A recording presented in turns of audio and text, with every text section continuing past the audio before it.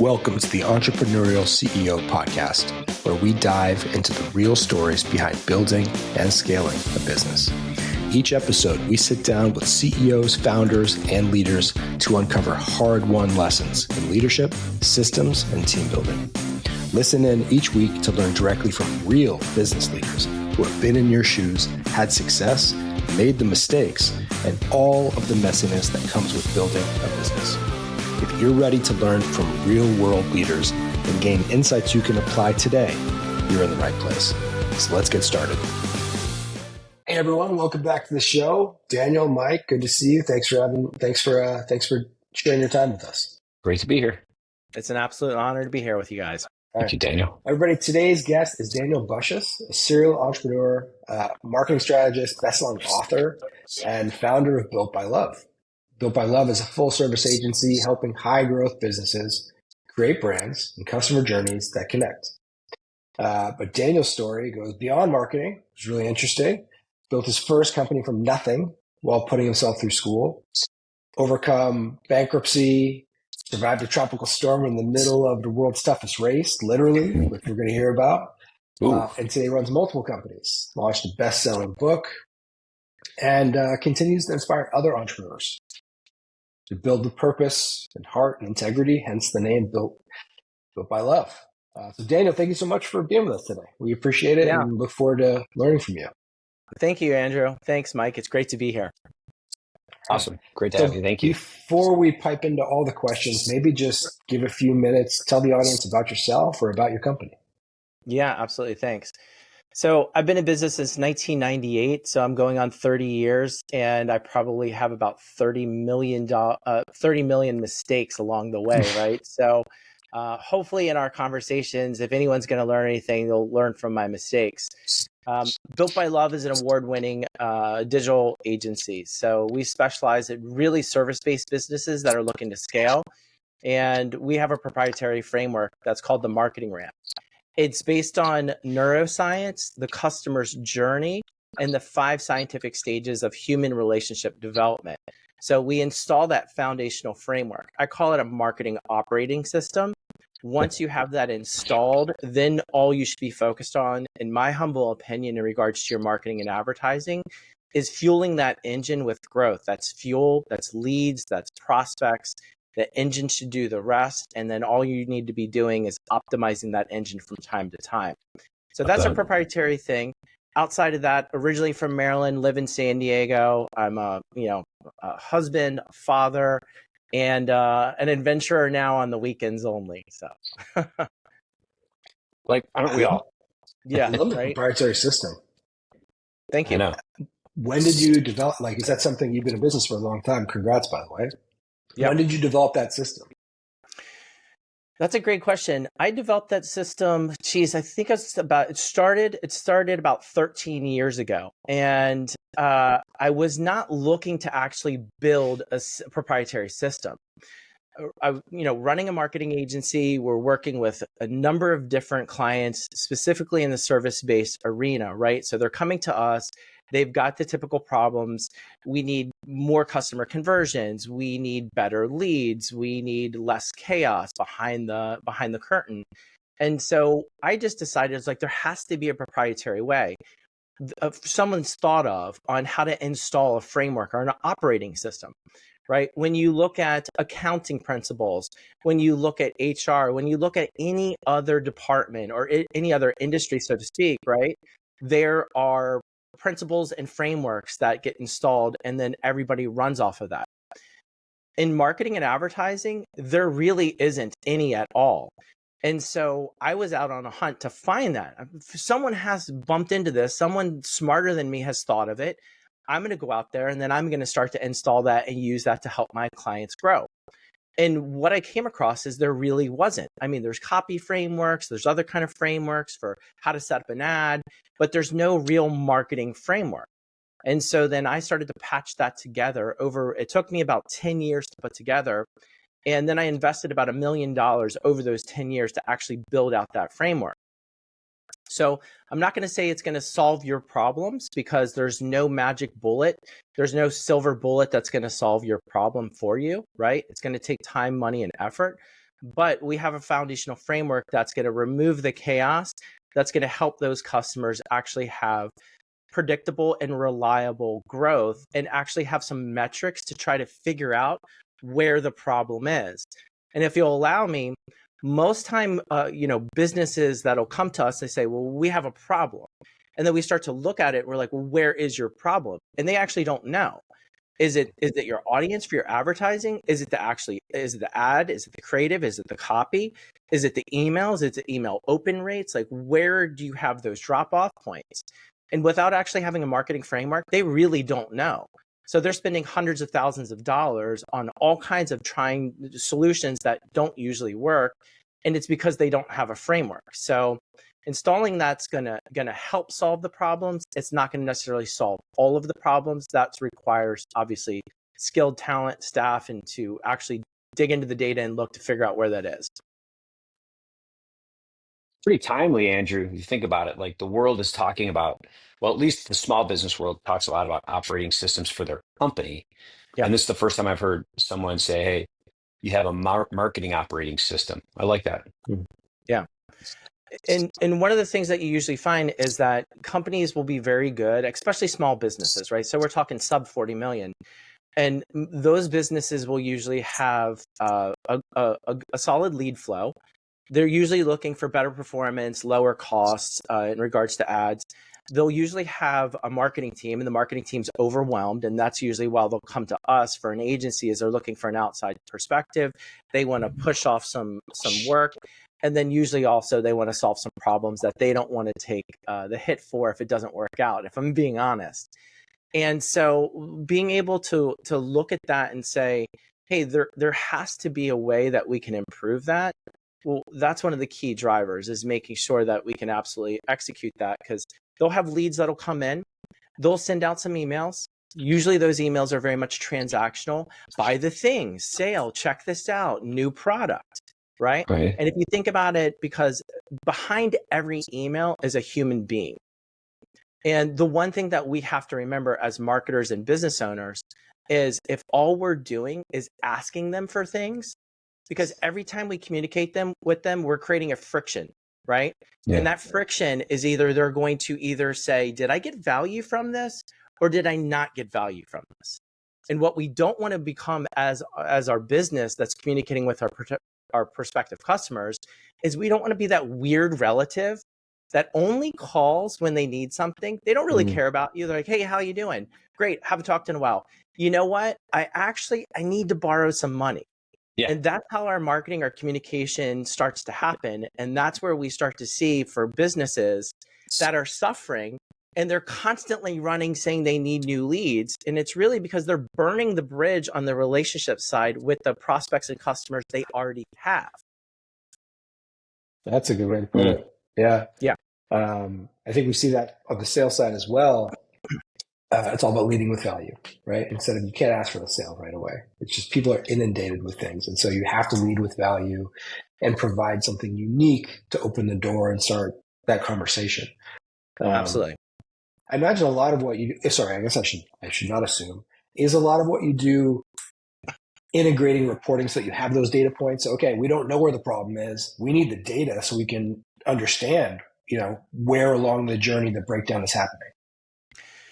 Yeah, absolutely. Like, so when we do a marketing audit, we'll look to see what are you doing, what's worked, what hasn't worked, and then what do you have set up. And most of the times, not all the times, but most of the times, they'll have solid lead flow. They'll come in, they'll engage with them. Everything seems fine. But then when we start to say, well, what's the average time to close? Like, does it take, based off of like the complexity of the product or the price point, does it take 45 days to close a new customer? Is it 90 days? What are you doing along that time? And I don't want to say it's every single time, but the majority of the time is once they go through the initial point, usually within 14 days is where the drop off starts to happen. And if it's not a pair of shoes you're selling, which is fairly an easy purchase decision, if it's something more, right, then that time frame might be 90 days for them to close. Well, after day 14, so let's say day 15 to day 90 is where you really start to drop off. You really start to see the sales reps are just doing the things, right? They're checking the box. They're making the phone call. They're sending the email. They're saying, is there anything I can help you with? Have you made a decision? Do you need to get on a call? And they're actually not delivering any more additional value. I like to call that the decision pending stage. And that's where they're out dating other people too. And so if you're not in front reassuring them, hey, this is where you need to be. You're making the right decision with us. And then one of the ways that you'll be able to do that most people miss the mark, is you have to get into your customer's head or your prospective customer's head, because every single one of us has an inner dialogue. And there's check boxes that we must have before we make that purchase decision. You want to buy that Tesla? There's a checkbox. There's multiple check boxes. So if you're like, well, I want a cool looking car, check. I want to make sure that I get great mileage. I want to be friendly to the environment. Whatever those things are, if you don't check enough boxes, you're not going to make that decision. And so it's up for marketing to help check the boxes for sales. And then it's also up to sales to understand what those internal objections are. So if marketing and sales work in sync from that perspective, the communications and the assets that they're delivering to the prospective customers, then theoretically what you should be able to do is reduce the time to close and then close more customers. That's a great point. They have to be in sync. That's a really great point. So Built by Love has been in business for 30 years, like you said. You guys are a high performance agency. Must have grown and gone through different growth stages and spurts. Yeah. When you've been going through that, what areas have felt the most challenging? Operations, team, recruiting, leadership. Anything stand out? All of them. All of them. However, I think the biggest one that was an eye opener that I still, if I'm honest, and I'm going to be open and honest on this podcast, is leadership. I've said it before, and even in my own podcast, I've said I don't think I'm a very good CEO. Other, my team members, my staff have said, no, you're great. But if I'm really being honest, I think I've struggled from day one with leadership, right? I absolutely love and have a passion for the strategic marketing side. I love getting into a business, talking creative, figuring out that solution. That's the visionary side of me. I'm not an integrator. I don't care how it gets executed. I don't want to know the details. If you expect me to sit around and deal with the details, they're never going to get done. And so for the leadership side, as the company has had to pivot, we've had to pivot twice over the last 28 years. That's where I've struggled, is when to understand that I'm actually the blocker and I'm preventing the growth, or I'm actually creating the largest amount of harm to the company because I'm not getting out of the way. And I still struggle with that today. There's still aspects of that I should probably get out of. Yeah, that's generally the self-awareness that we as entrepreneurs can be the bottleneck is important. And that's why this podcast is called the Entrepreneurial CEO, because we have to understand where we're at in that journey of those times where we look at ourselves and we're like a good entrepreneur. We think we're a good entrepreneur, but we're not a good CEO. And what are the mechanisms or systems you have to put in place in order for you to, maximize your talent, but still make sure that the job of the CEO, which can't be delegated necessarily if you're the CEO, is being done. Yeah, absolutely. How are you tackling that challenge today? Yeah. So removing myself, slowly firing myself from every single thing. And that's the key thing, putting in processes and giving more responsibility to the people I've hired. One of the things that I struggled with was, and it's because I came from nothing. Like I literally built my company. When I started my company, I didn't even own a computer. And so I borrowed a computer And the first presentation I did, which happened to be, Fortune 100 company at the time, which was Brown and Williamson Tobacco, right? They were the second largest tobacco company in the United States. And I printed the PowerPoint template as the template. I just changed some text. It was literally, that was it. And I still have it as a reminder. And then they said, well, let's meet. Where's your office? And I said, no. This is all about experiential marketing. We'll meet in a bar. I didn't even have a business card. Like I didn't even have, like, the business wasn't even legally founded yet when I was pitching that. And so that mindset of scarcity, right, has kind of stuck with me. We'll talk about it in a little while of how I got over that to help me to transition to a CEO. But really just understanding that if I've hired team members in my company, that I've entrusted them with part of the business, and I have to allow them to fail and I have to allow them to succeed. Yeah. And they may not always do it how I think that should be done, but that's actually a blessing. Once you let them go, if you've made the right hire, they're going to do it likely different, but they're going to do it better. And I started to learn that lesson in 2019, which we can talk about if you want. Yeah, I would love to hear that. I mean, I think we just had somebody else in the podcast. They were saying the same thing. You have to give people the space to do it their way. It may not be perfect. It may not be how you like, but that's just part of delegation. That's part of letting go. Yeah. So this is where you want to cue the sad music if you're going to put a soundtrack to it, right? So I was in Entrepreneurs Accelerator program. We're at the cusp of growing to $1 million, and I was 100% focused on the revenue growth, right? And my wife had just given birth, and so I was a new dad.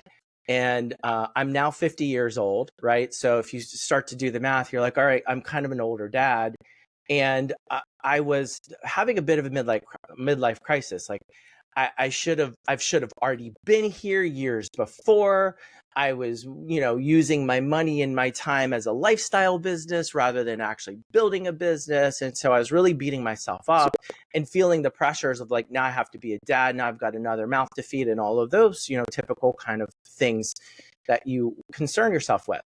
So what I started to do is I started to work longer hours. I said, you know what? I got to work more. Rather than actually thinking like a CEO, I was thinking like the business owner.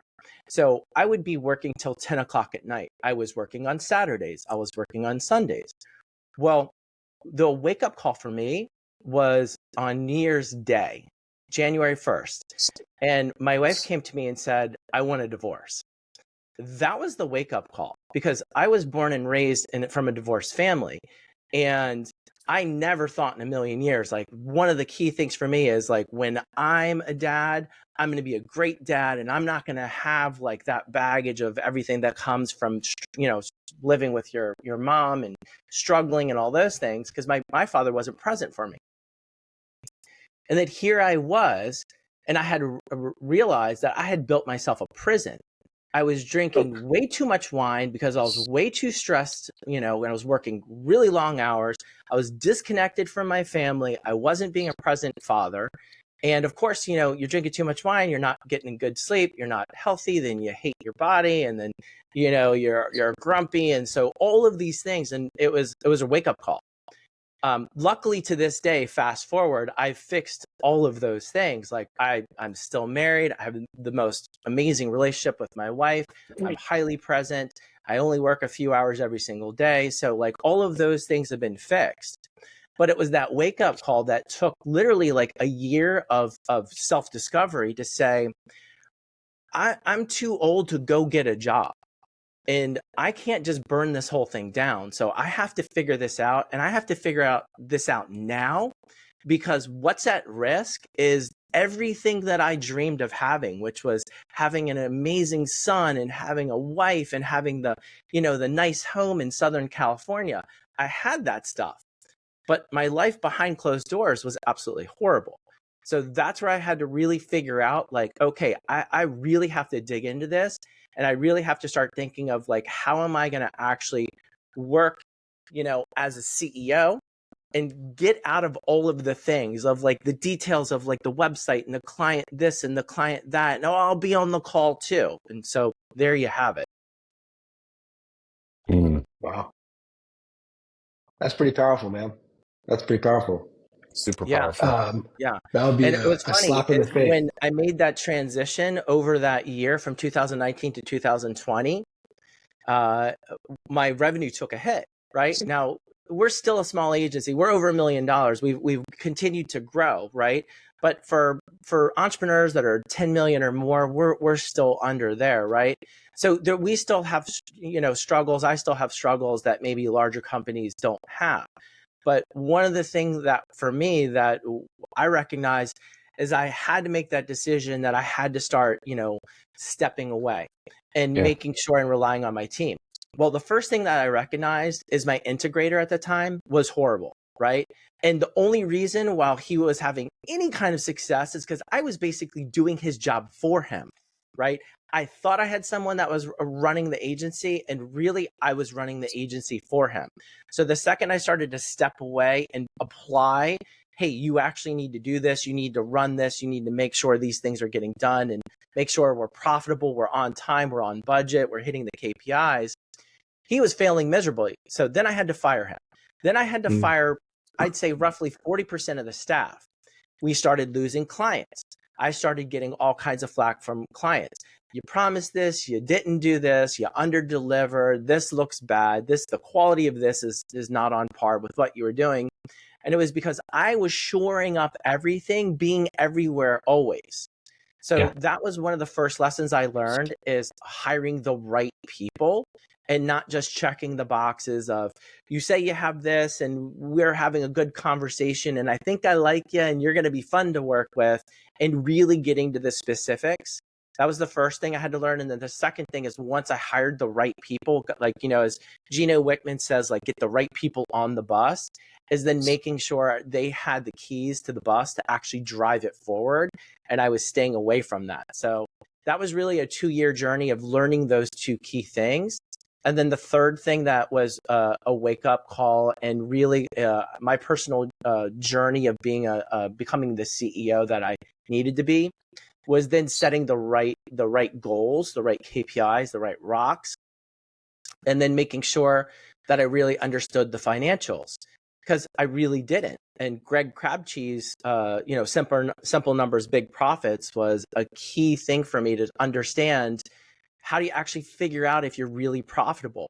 How are you profitable by people, by department, and what are the numbers you really need to understand?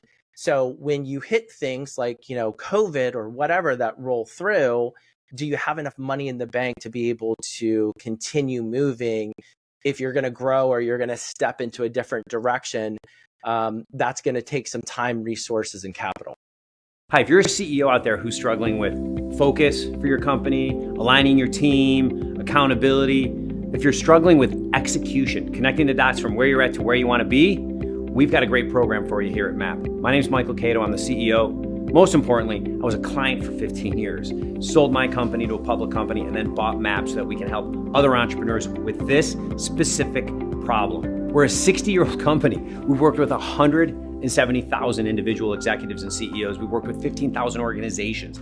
This is what we do. Click the link below to learn a little bit more about how people just like you, CEOs, have transformed their business and ultimately transformed their life by running through the MAP system.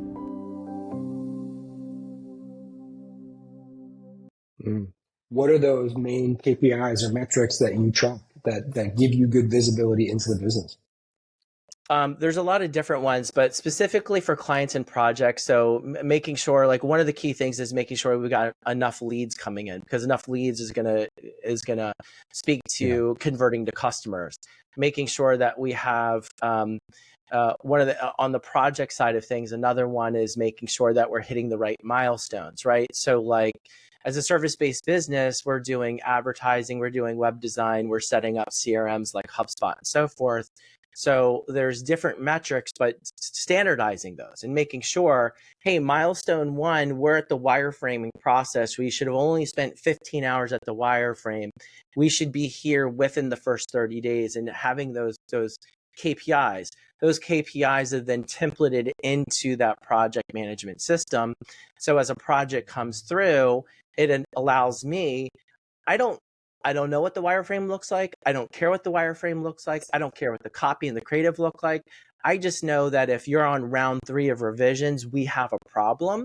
Yeah. And you were hired not to present problems, but present solutions to me.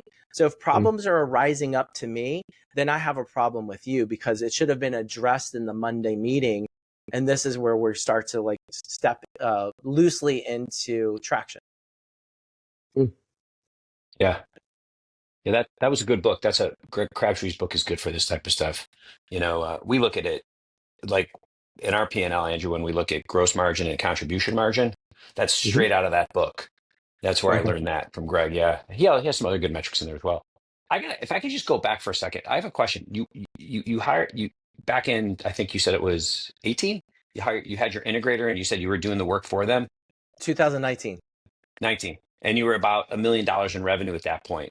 Yeah. Was he really, did he even have the skill set to be an integrator? I mean, because as a $1 million business, I don't know how much you could actually pay a person that is supposed to be an integrator. So if this person was like a $75,000 or $80,000 a year person, were they capable of doing it? No.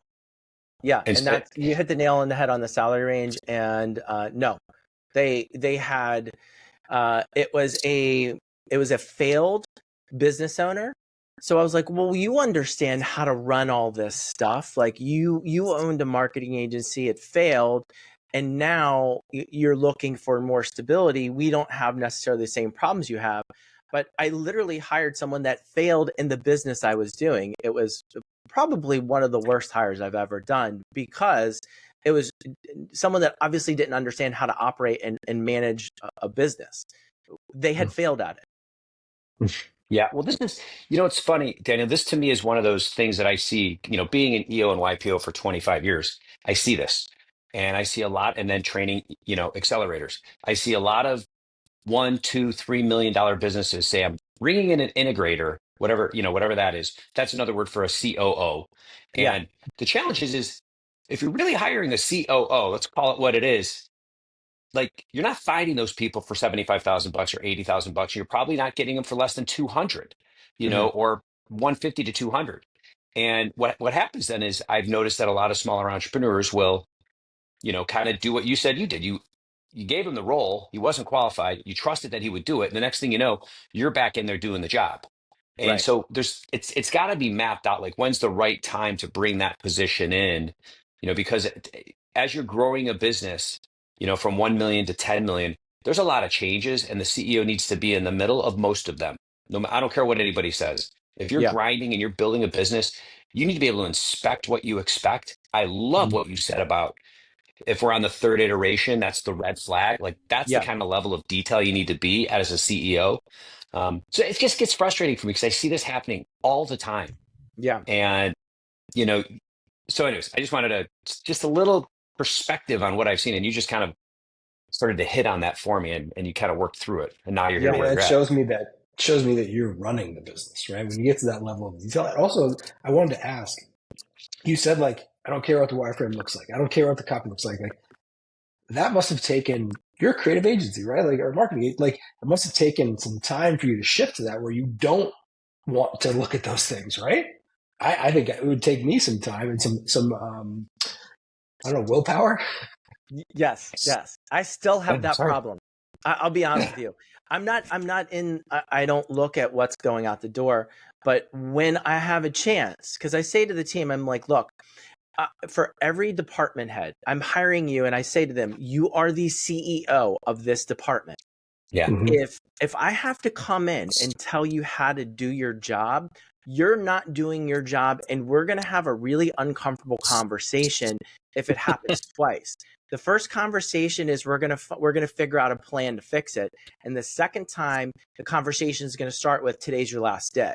So, so the team, I've said to them, anytime you hit a roadblock, come to me. I'm happy to hear that, right? Because we're still a small, lean agency. But you better come to me with solutions. Don't come to me with a problem. If you come to me with a problem, you're dumping the problem on my plate. right? Mm-hmm. And so every once in a while they'll say, can you take a look at this? Well, they've learned very quickly they probably shouldn't do that, because the second they do, I'm going to kind of take it in a different direction.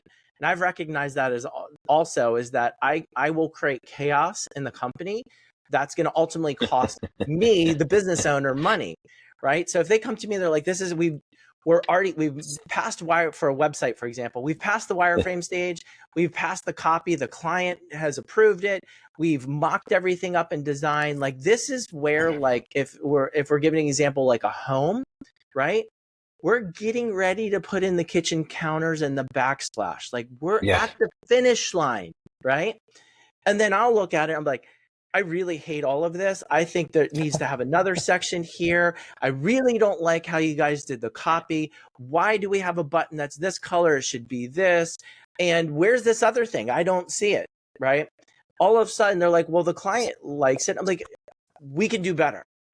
I've learned quickly that my profitability drops, right? Sometimes where I'm like, oh, well, we're just going to take it that next level. We're going to over deliver. We're really going to wow the customer or the client. They hate it. And so then I've burned more time. They're a little frustrated because now we're off track, and I should have just stayed out of it. So I always want to look behind the curtain, but I know that I probably shouldn't. And so I stay away as much as I can, because I know when I do, then I see the profitability drop. Oh, Interesting. that's smart. And like I said, self-awareness. Yeah. So when you think about like the next stage of growth for the agency, what are the big goals you have? And what do you think could get in the way? Yeah, that's a great question. One of the key things that I really want to focus on is we've built software. The software is tied and powered back by ChatGPT, right? So it's implementing our framework and writing the copy, creating all of the marketing framework, which is the marketing ramp for the customer. So I think the future, especially for marketing agencies, like I don't have a crystal ball, but I'd probably say a traditional service-based agency in the next 5 years is going to be dead, right? So you're going to have to pivot or you're going to die. And what do I know, right? So we're going to lean heavily into the future in having our proprietary system based on software that's going to be able to implement.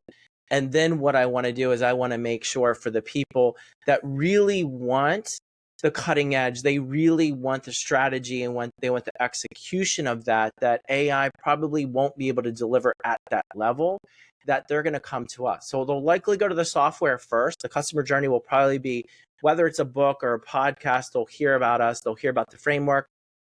They might test and use the software and then implement that in that organization, like a self-implementation, and then figure out like we should probably go to them, and this is where they're going to actually guide us. And maybe they've done 70% of the lift, and then we get them to the last 30%. So I really think the 3 to 5 year goal is really embracing that, because otherwise I don't see how we're going to compete with AI across the board in advertising, copywriting, web page design, and all of the standard traditional marketing services. That's interesting. To play it back for you, you're going to lead with the tech platform, which is going to embrace AI and all the changes happening rather than pushing against it. Yes. And then correct. have probably, my guess is, I don't want to assume, you'll have some onboarding and some customer retention people that are helping, and then looking for the clients that are ready to, they say, hey, we want to go up to the next level. We realize that this is a great tool and that's helping us, but now we want to get serious about certain things. And that's where you can come in with more consultative work. Absolutely. Yeah. And it's already starting to work, because what we're starting to see now is they think they've got it, and then they'll come to us, they'll self-implement, and then they'll usually have a couple questions, they'll be stuck somewhere, and then we start to ask questions. What about this? What about this? And then we start to recognize you actually need advertising management services. Yes, you're running ads, but they're actually really not working. You didn't have a problem over here, you had a problem over there. So that's where we'll start with an audit, and then we start to identify those key areas. So it's becoming an interesting perspective where we're going from, and it's already starting to happen now, where you're hiring us to build your website, to set up and train your staff for HubSpot, write an email series or whatever, to we've already got that. We've already done X, Y, or Z. We just have this question or this problem here. And then it starts to open the door of, right, well, the problem you think is here, but it's actually originated from over here. So if we fix this, it's going to happen again. Yeah, a little bit of root cause analysis. Yep. That's smart. And you're able to identify that and chart the course for the agency because you're able to remove yourself from a lot of those things and delegate to the team and have the team operate, you know? Yeah, like one of the key things is pain point, right? So what I like to talk about is that as a business, you should really figure out what the core pain points are for your customer, right? And then once you understand that, you should be segmenting your customers based off of that. If you segment your customers based off the pain point, right, you've got that as 3 or 4 categories, no more than that, because everything really needs to be boiled down. So I like to have no more than 3, right? I'll give a quick example. It's going to be a silly example, but I think it'll get the point across. For a fitness business, like a gym, like an LA Fitness or 24-hour fitness, right? You're either going there because you want to lose weight or you want to gain muscle mass or you want both. That's it. I don't care if you're like, well, I want to play some basketball or, I just want to get more flexibility. It's really going to boil down to that. So if you identify that, then what you're going to want to figure out then is then how are we going to talk to you based off of that, right? How are we going to create empathy and how are we going to attack those internal objections? So it gets to the point that you actually want to take action and you want to sign up for the gym membership or whatever, right? And then furthermore, what we can do, and this is where it starts to get back to how you come to us with one problem and we start to identify the other problem, right? Is if you're running ads and your ads aren't based off of the pain point categorization, then how the hell do you know what's actually working and what's not working? Well, we ran these ads and they came in from the creative. Is that creative based off of the pain point categorization? Are you figuring out what their pain point is so you're having the right conversation? Because then what you should be able to identify is you should be able to identify what your customer is worth and how quickly they convert based off of that pain point categorization. Because one pain point might be worth more but take longer to convert, and the other pain point might convert quicker but might not be as much money. And so once you start to identify that, you can start to see, because if you think about it, if you're just looking at the numbers without understanding like that pain point categorization, right? You might say, we need to double down on this over here. Like this is converting way quicker. They're not worth more money. So the one that might be performing less actually might be making you more money, but you don't know that because you're just basing off of the traditional advertising and marketing model rather than actually implementing some kind of those KPIs and like segmentation factors off the marketing ramp. I like that. I like the structured approach. I totally agree with you. You have to make it really simple in terms of boiling it down to pain, right? And what is the problem that you're going to solve? What's the value that you're going to drive? Yeah, and then figuring out, like, once you have customers, most of us, what we want to do is, well, we have a customer, we know it costs less to sell to an existing customer rather than to acquire a new customer.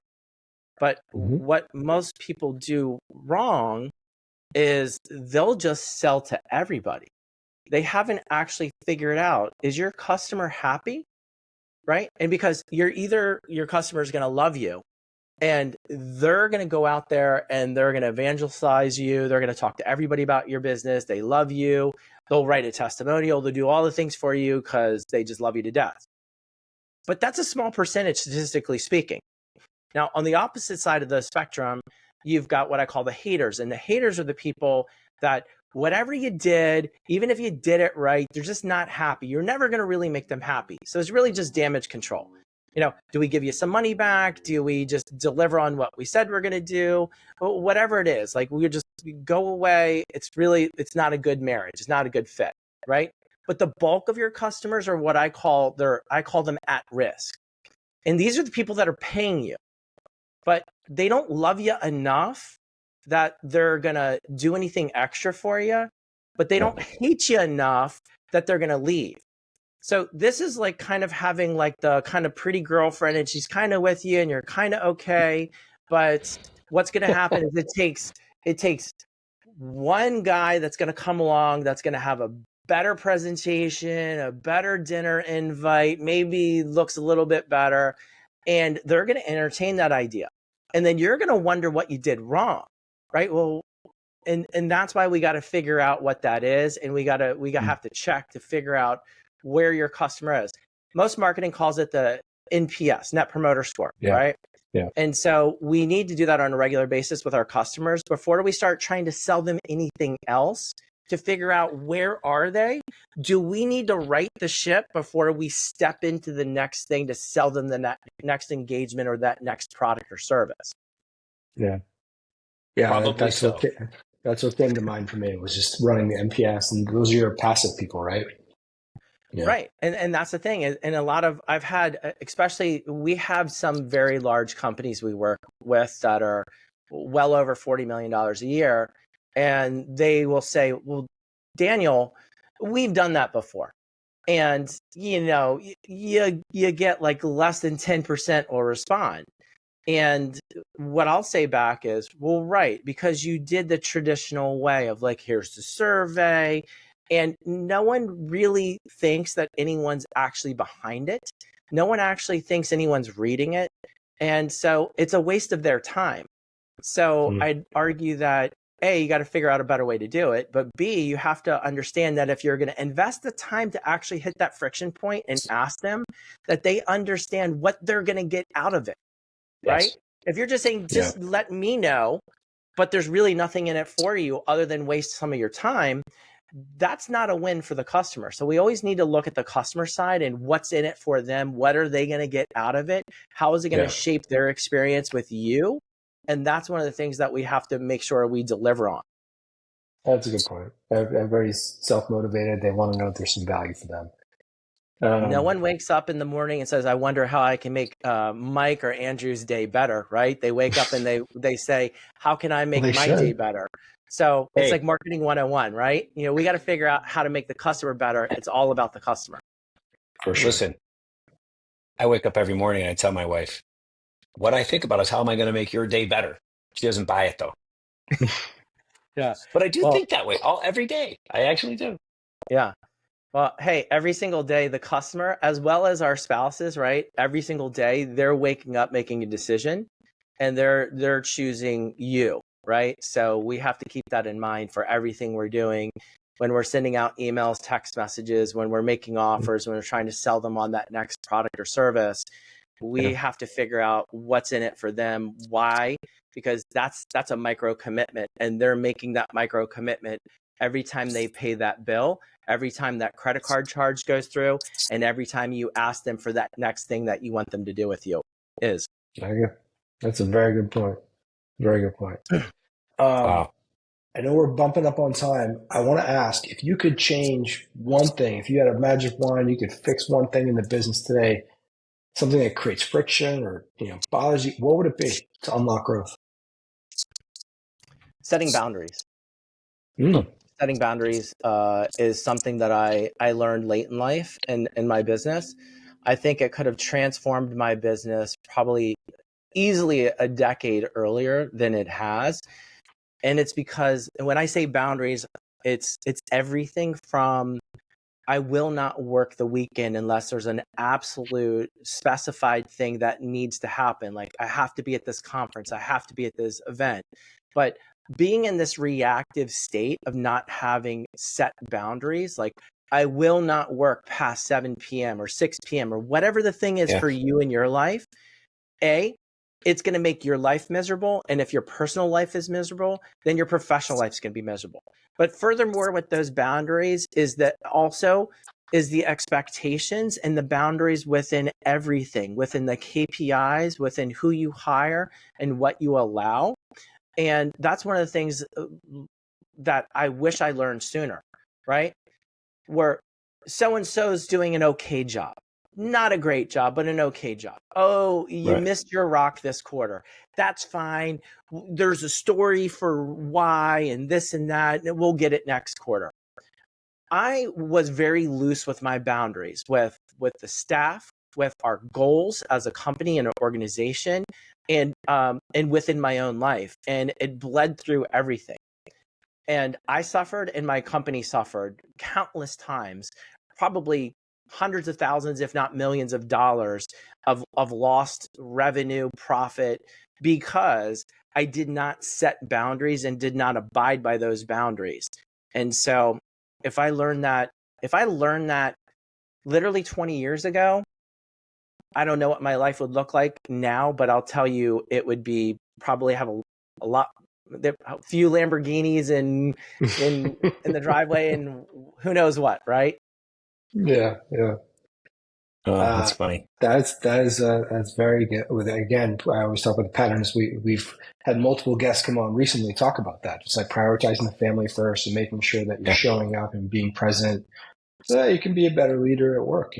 I think that's important. It's hard, especially when the business is small and it takes so much time to launch it and manage it. But I've got advice from other successful CEOs, and one of the things I learned from them, because they'd say there's times when you have to have an imbalance, and it's okay to have an imbalance, but it's not okay to forget that you need to rebalance.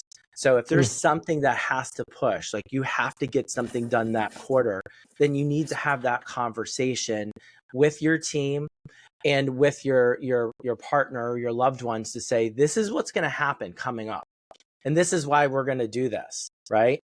And then you need to get back into your regular rhythm. And so one of the things that I had to learn was, well, once you actually set the boundaries, sometimes you can adjust those. It's okay. But you can't just keep going onto that same rhythm. And I think a lot of entrepreneurs, we're thinking of ideas. We're constantly changing. We're constantly wanting to do something new. We're constantly pushing to that next level. And if we don't self-check, then we will quickly burn through the boundaries we have and then find chaos all over again, because chaos loves when boundaries don't get set. That's good advice. That's good advice. Well, Daniel, thank you so much, man. We really appreciate you spending your time with us and sharing the lessons that you've learned over the past 30 years. Before we wrap, where can folks go to connect with you or learn more about Built by Love? Yeah, absolutely. Thank you. It's been an honor. BuiltByLove.com is the digital agency website, and you can find me there. You can look at Daniel Bussius on LinkedIn, or you can even go to the Daniel Bussius website. And, I don't expect the listener to know how to type that in. So just go to BuiltByLove.com and you'll find everything there. Awesome. We'll put it in the show notes as well. We'll put it in the captions so people can click through. But thank you again. We really appreciate it. And for everybody listening, thank you for tuning in, and we will see you next time.